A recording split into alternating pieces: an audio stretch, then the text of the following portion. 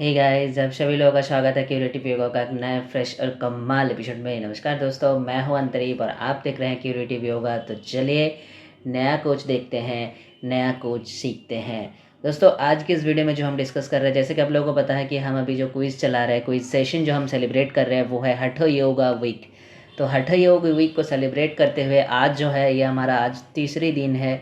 हठ योग week celebration का आज हमारा थर्ड डे है और थर्ड डे का जो हमारा टॉपिक रहा था वो है शिव संहिता एंड गोरख संहिता। यानी आज के जो टॉपिक इस क्विज पर हम डिस्कस करने वाले हैं वो शिव संहिता एवं गोरख संहिता से सारे के सारे क्विज यहाँ पर पूछे गए हैं।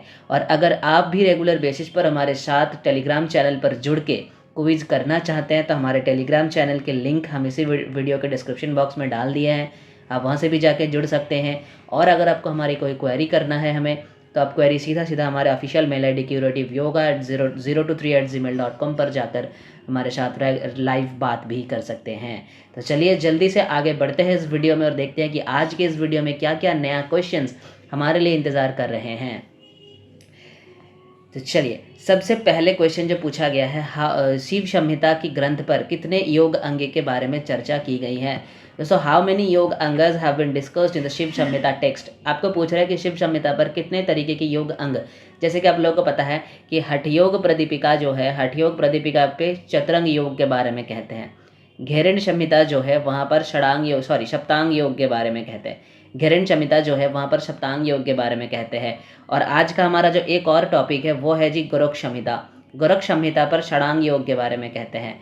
वशिष्ठ संहिता जो है वहाँ पर अष्टांग योग के बारे में कहते हैं। वैसे ही जो हमारा शिव संहिता है यहाँ पर एक भी योगांग के बारे में चर्चा नहीं की गई है। शिव संहिता जो है यहाँ पर एक भी योग अंग के बारे में चर्चा नहीं की जाती है। इवन SSP जो सिद्ध सिद्धांत पद्धति है वहाँ पर भी अगर हम देखें तो वहाँ पर भी जो है वो हमारे अष्टांग योग के बारे में चर्चा करते हैं। यानी SSP भी जो है वो भी हमारे अष्टांग योग के बारे में चर्चा करते हैं। लेकिन हमें पूछा गया था क्या, हमें पूछा गया था जी शिव संहिता। शिव संहिता में एक भी योगांग नहीं है, इसीलिए यहाँ का जो ऑप्शन है वो तीनों ऑप्शन एलिमिनेट हो जाएगा। चौथे नंबर ऑप्शन जो है नन ऑफ द अबव, ये आपका करेक्ट आंसर बन जाएगा। ये क्वेश्चन बेसिकली आप लोगों को कंफ्यूज करने के लिए दिया गया था, ये देखने के लिए कि आप लोग कितने कॉन्फिडेंट हो आपके आंसर पर। ठीक है, तो यहाँ इसका सही आंसर यही है कि इसमें एक भी योगांग के बारे में चर्चा नहीं करते हैं जी। चलिए इसी के साथ आगे बढ़ते हैं नेक्स्ट प्रश्न पर। नेक्स्ट प्रश्न कह रहे हैं कि शिव संहिता में रजोगुनी रूपी अविद्या का कौन सा देवी को के रूप में बताया गया है। रजोगुनी रूपी अविद्या जो है रजोगुनी की पूछा है। सत्वगुनी रूपी अविद्या को कहते हैं एक देवी के रूप में, तमोगुनी रूपी को भी कहते हैं और रजोगुनी को भी। सत्वगुनी को क्या कहते हैं, सत्वगुनी रूपी अविद्या जो है उसे कहा गया है जी देवी लक्ष्मी। उसे कहा गया है देवी लक्ष्मी, उसे कहा गया है देवी लक्ष्मी। तमोगुनी रूपी अविद्या जो है उसे कहा गया है देवी दुर्गा। रजोगुनी रूपी अविद्या जो है उसे कहा गया है जी देवी सरस्वती, देवी सरस्वती। अब आप बोलोगे सर रजोगुनी का मतलब होता है चंचल, तो देवी लक्ष्मी जो है वो चंचल है, तो देवी लक्ष्मी होना चाहिए। नहीं जी, शिव संहिता पर जो है सीधा सीधा मेंशन है कि रजोगुनी रूपी अविद्या जो है उन्हें देवी सरस्वती के रूप में वहाँ पर बोला गया है। तो आपको यहाँ पर पूछा था रजोगुनी रूपी, हमने तीनों बता दिया। सत्वगुनी रूपी अविद्या को कौन से देवी के रूप में बताते हैं, लक्ष्मी। तमोगुनी रूपी दुर्गा, रजोगुनी रूपी सरस्वती। तो आपको क्या पूछा गया था, रजोगुणी रूप, यानी यहाँ पे आपका आंसर जो है वो देवी सरस्वती आपका आंसर करेक्ट होना चाहिए। ठीक है, चलो अब आगे बढ़ते हैं नेक्स्ट प्रश्न पर। नेक्स्ट प्रश्न क्या कह रहा है कि शिव संहिता में चित्रा नाड़ी को मिलाकर प्रधान नाड़ी कितने हैं। जी शिव संहिता में जो है टोटल, शिव संहिता में टोटल जो है वो 3.5 लाख नाड़ी के चर्चा करते हैं। शिव संहिता एक ग्रंथ है हठयोगी ग्रंथ, जहाँ पर एकमात्र हठयोगी ग्रंथ है जहाँ पर 3.5 लाख नाड़ी के बारे में बताते हैं। टोटल हर एक जगह में टोटल जो है वो 72,000 बताया गया है। हर एक जगह में टोटल जो है वो 72,000 बताया गया है। लेकिन शिव संहिता जो है वहाँ पर टोटल जो है वो 3.5 लाख बताया गया है। और 3.5 लाख में से 14 नाड़ी जो है उसे प्रधान बताया गया है। टोटल में से जो 14 नाड़ी है वो उसे प्रधान बताया गया है। लेकिन इन 14 नाड़ी में जी चित्रा नाड़ी जो है वो सम्मिलित नहीं है। इन 14 में चित्रा जो है वो सम्मिलित नहीं है। यानी आपको पूछा गया है कि शिव संहिता में चित्रा को मिलाकर प्रधान नाड़ियाँ कितनी है। यानी प्रधान है 14, उसके साथ अगर चित्रा एक है तो इसको मिलाएंगे तो टोटल हमारा जो बन जाएगा वो हो जाएगा 15। ये गलती से भी 14 मत लिखना, क्योंकि प्रधान नाड़ियाँ जो काउंटिंग की गई है शिव संहिता पर, वहाँ पर जो है चित्रा नाड़ी को मेंशन नहीं किया गया है, चित्रा को अलग से मेंशन किया गया है। और चित्रा नाड़ी को एक और नाम से भी जाना जाता है, वो है मम वल्लवा। चित्रा नाड़ी को मम वल्लभा भी कहा जाता है। सुषुम्ना नाड़ी को यहाँ पर योग वल्लभा भी कहते हैं, सुषुम्ना नाड़ी को यहाँ पे योग वल्लभा भी कहा गया है। और यहाँ पर ईड़ा और पिंगला, इन दोनों को भी अलग नाम से बताया गया है। ईड़ा का जो नाम बताया गया है वो है वर्णा, ईड़ा का जो नाम बताया गया है वो है वर्णा। पिंगला का जो नाम बताया गया है वो है अशी। ईड़ा को बताया गया है वर्णा, पिंगला को बताया गया है अशी, ठीक है। सुषुम्ना को बताया गया है योग वल्लभा, चित्रा को बताया गया है मम वल्लभा, ठीक है। और अगर चित्रा को मिला के प्रधान नाड़ियाँ काउंट करें तो जो आंसर होना चाहिए वो है ऑप्शन नंबर बी, यानी 15 नाड़ी यहाँ पर आपका आंसर होना चाहिए, ठीक है। चलो अब आगे बढ़ते हैं नेक्स्ट प्रश्न पर। बोल रहे हैं कि क्रमश व्यवस्थित करें। क्रमश व्यवस्थित करने के लिए बोला गया है। बेसिकली ये है क्या, आपको ऑप्शन में दिया गया है श्रद्धा, गुरु पूजन, क्षमता भाव, दृढ़ विश्वास, मृताहार, इंद्रिय निग्रह। ये जो है क्या है जी, ये जो है ये बेसिकली अकॉर्डिंग टू, ये सवाल जो है ये शिव संहिता से ही पूछा गया है।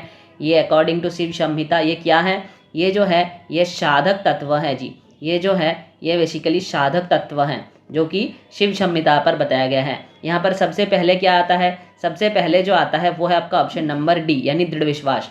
सबसे पहले जो आता है वो है दृढ़ विश्वास, ठीक है। सबसे पहले जो आता है वो है दृढ़ विश्वास। उसके बाद क्या आता है, उसके बाद आता है जी श्रद्धा, उसके बाद आता है गुरु पूजन, उसके बाद आता है क्या क्षमता भाव, उसके बाद आता है इंद्रिय निग्रह, उसके बाद आता है एफ, उसके बाद आता है मिताहार, यानी DABCFE। ये इसका करेक्ट आंसर हो जाएगा, DABCFE, यानी ऑप्शन नंबर बी आपका करेक्ट आंसर हो जाएगा। इसको याद रखने का तरीका क्या है कि हम ऐसे याद रखना कि ये हमारा दृढ़ विश्वास है, ये हमारा दृढ़ विश्वास है कि हम श्रद्धा से गुरु पूजन करेंगे, क्षमता भाव, इंद्रिय निग्रह और मिताहार पर टिके रहेंगे। ये हमारा दृढ़ विश्वास है कि हम श्रद्धा से गुरु पूजन करेंगे और क्षमता भाव, इंद्रिय निग्रह और मिताहार पर टिके रहेंगे। यानी सबसे पहले दृढ़ विश्वास, उसके बाद श्रद्धा से गुरु पूजन करेंगे, हो गया एक श्रद्धा गुरु पूजन, क्षमता भाव, इंद्रिय निग्रह और मिताहार पर टिके रहेंगे, हो गया। सारे के सारे ऑप्शंस कवर हो गई। तो इस तरीके से इसको आप याद रख सकते हो, यानी इसका आंसर जो है वो ऑप्शन नंबर बी आपका करेक्ट आंसर हो जाना चाहिए इसी के साथ, ठीक है। चलो अब आगे बढ़ते हैं नेक्स्ट प्रश्न पर। कह रहा है कि शिव संहिता में वर्णित आसन है, the asanas described in Shiva Samhita. Shiva Samhita के जो आसन है उसको याद रखने का तरीका क्या है, SSPU, यानी सबसे पहले एस से होता है सिद्धासन, दूसरे एस से होता है स्वस्तिकासन, तीसरे एस से होता है पद्मासन, यू से होता है उग्रासन, SSPU। इस तरीके से आप याद रख सकते हो इसके आसन चारों। तो यानी सिद्धासन हो जाएगा, पद्मासन हो जाएगा, स्वस्तिकासन हो जाएगा, उग्रासन इसका करेक्ट आंसर हो जाएगा। यानी इसका करेक्ट आंसर जो है ऑप्शन नंबर बी इसका करेक्ट आंसर होना चाहिए। पहला ऑप्शन पर आपको दिया गया है सिद्धासन, पद्मासन, स्वस्तिकासन, ये तीनों तो है, लेकिन इसके साथ एक और भी आसन है। शिव संहिता में टोटल चार आसन के बारे में कहते हैं, इसलिए ऑप्शन नंबर ए जो है वो एलिमिनेट हो गया। ऑप्शन नंबर सी को देखो, सिद्धासन और कमलासन, ये जो है ये गर्ग संहिता पर बताए गए हैं, ठीक है। उसके बाद सिद्धासन, पद्मासन, उग्रासन, यहाँ पर भी एक आसन मेंशन नहीं है, तो इसलिए तीनों ऑप्शन आपका एलिमिनेट हो जाते हैं और चारों आसन मेंशन है ऑप्शन नंबर बी पर, जो कि है सिद्धासन, पद्मासन, स्वस्तिकासन एंड उग्रासन। ये चारों आसन मेंशन की गई है जी शिव संहिता पर, ठीक है, जहाँ पर योग के आरंभ अवस्था बताते हुए चारों आसन का बताया हुआ है वहाँ पे, ठीक है। तो चलिए नेक्स्ट प्रश्न पर चलते हैं। शिव संहिता ग्रंथ में मृत्यु मातंग केसरी किसे बोला गया है, मृत्यु मातंग केसरी जो है वो किसे बोला गया है। शिव संहिता में मृत्यु मातंग केसरी ये दो मुद्राओं को बोलते हैं। एक तो है उड्डयन बंधा जिसे मृत्यु मातंग केसरी कहते हैं, और दूसरा जो है वो है जी खेचरी। इन दोनों को मृत्यु मातंग केसरी ये वर्ड से नवाजा गया है शिव संहिता पर, ये वर्ड से इन दोनों को नवाजा गया है, मृत्यु मातंग केसरी। यानी मृत्यु मातंग केसरी मतलब हस्ती रूप मृत्यु के सामने ये सिंह समान है, ये सिंह समान है, ठीक है, इसीलिए कहते हैं मृत्यु मातंग केसरी, ठीक है। तो इसका ऑप्शन जो है ऑप्शन नंबर बी, यानी ए और बी दोनों, उड्डयन और खेचरी दोनों आपका करेक्ट आंसर हो जाएगा। ऑप्शन नंबर डी आपका करेक्ट आंसर हो जाएगा, ठीक है। चलो अब आगे बढ़ते हैं नेक्स्ट प्रश्न पर। कह रहा है कि इनमें से कौन सा आसन शिव संहिता और गोरख संहिता दोनों पर ही मेंशन है। शिव संहिता पर और गोरख संहिता पर देखो, पद्मासन जो है दोनों पर मेंशन तो है, ठीक है। चलो पद्मासन जो है वो दोनों पर मेंशन है, SSP वहाँ पर भी है, और यहाँ पे पद्मासन है, हाँ जी है। उसके बाद कह रहे हैं वज्रासन, नहीं जी, वज्रासन जो है वो ना तो शिव संहिता पे है और ना ही वज्रासन गरुड़ संहिता में है, यानी ये ऑप्शन जो है हमारा एलिमिनेट हो गया। दूसरा ऑप्शन को पढ़ो, सिद्धासन, हाँ जी दोनों में है, क्योंकि गरुड़ ऐसे हमने क्या बोला था, शिव संहिता का आसन क्या है, SSPU, और गरुड़ संहिता का आसन क्या है, सिद्धासन और कमलासन, यानी कमलासन को पद्मासन भी कहते हैं, कमलासन या तो पद्मासन। तो सिद्धासन और पद्मासन ये कॉमन है। देखो सिद्धासन और पद्मासन दोनों कह रहे हैं, सिद्धासन है जी, पद्मासन है पद्मासन भी है। देखो तो सिद्धासन और पद्मासन दोनों में ही है, तो हमारा करेक्ट आंसर यहीं पे हो जाएगा। उसके बाद कह रहे हैं सिद्धासन और उग्रासन। उग्रासन जो है, सिद्धासन दोनों में है, उग्रासन जो है सिर्फ SSP में है, सॉरी शिव संहिता में है। सिद्धासन जो है सिर्फ शिव संहिता में है, गरुड़ संहिता में नहीं है, तो ये ऑप्शन एलिमिनेट हो गया। पद्मासन और उग्रासन, उग्रासन वैसे बिल्कुल हो गया कि उग्रासन गरुड़ संहिता पर नहीं है, ठीक है। तो इसी के साथ हमारा ऑप्शन जो है वो ऑप्शन नंबर बी हमारा करेक्ट आंसर बन जाते हैं, ठीक है, ऑप्शन नंबर बी हमारा करेक्ट आंसर बन जाते हैं। तो चलो अब आगे बढ़ते हैं नेक्स्ट प्रश्न पर।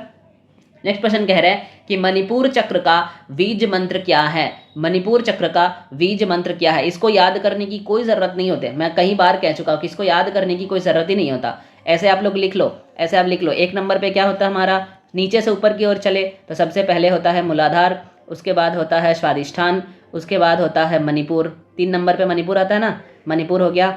उसके बाद क्या है, अनाहत है, मणिपुर के बाद बोलो अनाहत है। उसके बाद क्या है, विशुद्धि चक्र होता है, अनाहत चक्र यानी हृदय पे हो गया। उसके बाद कहाँ जाएंगे, गले पर, गले पे क्या होता है, विशुद्धि चक्र होता है, तो लिख लो विशुद्धि। उसके बाद क्या होता है, आज्ञा चक्र होता है जी, आज्ञा चक्र होता है। उसके बाद क्या होता है, सहस्रार होता है, सहस्रार होता है उसके बाद, है ना। तो मूलाधार पे क्या होता है, अब इसको याद रखने का तरीका क्या था, ल व री आ हुआ, मैंने बोला था ना ल व री आ हुआ, इस टेक्निक से याद रख लो। तो पहले अक्षर बैठा दो, ला व र या हो आ, ठीक है, ला व री आ हो आ, ये वाई है, ठीक है, ला व री आ हुआ हो गया। लम वम रम यम लवेरिया, सॉरी ये आ है, ये ओम AUM होगा। लम वम रम अम लावरे आ हो, मतलब हम यम हो गया, लावरिया हुआ। तो आपको क्या पूछा, आपको कौन से नंबर पे पूछा था, आपको क्या पूछा गया यहाँ से, आपको पूछा गया है जी मणिपुर। तो मणिपुर के साथ देखो कौन सा मिलता है, राम, बिना देखे कर दो राम, ठीक है। इस तरीके से इसको याद रखोगे, गलती कभी नहीं होगा। याद करने जाओगे भूल जाओगे, लवरिया हिया, बस ये ट्रिक याद रख लो। और ये सारे चक्र तो आपको याद होना ही चाहिए। आप लोग योग के स्टूडेंट्स और मास्टर्स ग्रेजुएशन तो करके आए हैं नेट देने के लिए, तो ये तो बिल्कुल आसान से चीज़ है, ये तो आपको याद करने की कोई ज़रूरत भी नहीं होती है ना। हो गया, चलो अब आगे चलते हैं नेक्स्ट प्रश्न पर। क्या कह रहे हैं, इनमें से कौन सा मुद्रा गरुड़ संहिता पर नहीं बताए गए हैं। महामुद्रा, नाभो मुद्रा, महावेद या उड्डयन। गरुड़ संहिता जो है, गरुड़ संहिता जो है वहाँ पर 3 मुद्रा के बारे में कहते हैं, 4 मुद्रा के बारे में कहते हैं। क्या क्या, एक होता है जी महामुद्रा, 5 मुद्रा के बारे में गरुड़ संहिता पर कहा गया, 5 मुद्रा कहते हैं। एक है महामुद्रा, दूसरा क्या है, एक है महामुद्रा, दूसरा है जी नाभो मुद्रा, महामुद्रा हो गया, नाभो मुद्रा हो गया। उसके बाद हो जाता है मूलबंध, मूलाबंध, जलंधर बंध और उड्डयन बंध, उड्डयन। ये तीनों बंधा और ये 2 मुद्रा, इसे कहते हैं, यही डिस्कस किया गया है गरुड़ संहिता पर, यही डिस्कस किया गया है। तो यहाँ पर ऑप्शन में कौन सा है जो यहाँ पे नहीं है, यानी महामुद्रा ये तो है जी, नाभो मुद्रा ये भी है, महावेद यह नहीं है, उड्डयन भी है। यानी आपका आंसर जो है वो क्या होना चाहिए, आपका आंसर जो है वो महामुद्रा होना चाहिए। आपका आंसर जो है वो आपका महामुद्रा आंसर हो जाएगा, आपका आंसर जो है वो महामुद्रा हो जाएगा इसी के साथ, ठीक है। ये हो गया आपका आंसर महामुद्रा, यानी ऑप्शन नंबर सी आपका करेक्ट आंसर होना चाहिए, ठीक है। चलो ऑप्शन नंबर सी आपका करेक्ट आंसर बन गया। अब चलते हैं आगे।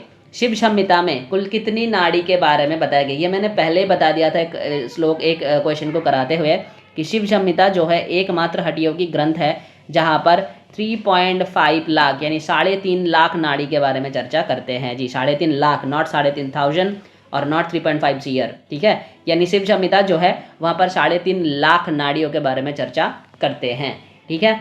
तो इसी के साथ हो गया हमारा आज का 10 क्वेश्चन खत्म, और शिव संहिता और गरुड़ संहिता का जो क्वेश्चन सीरीज़ क्विज सीरीज़ हम कर रहे थे वो भी ख़त्म हो गया, यानी हमारा 3rd day of celebration complete. अब हम करेंगे 4th डे ऑफ सेलिब्रेशन जो कि कल आप लोगों को मिलने वाला है। तो चलिए इसी वीडियो को यहीं पे ख़त्म करते हैं, मिलते हैं आप लोगों के साथ अगले वीडियो में। तब तक के लिए stay happy, stay healthy and keep doing yoga. धन्यवाद।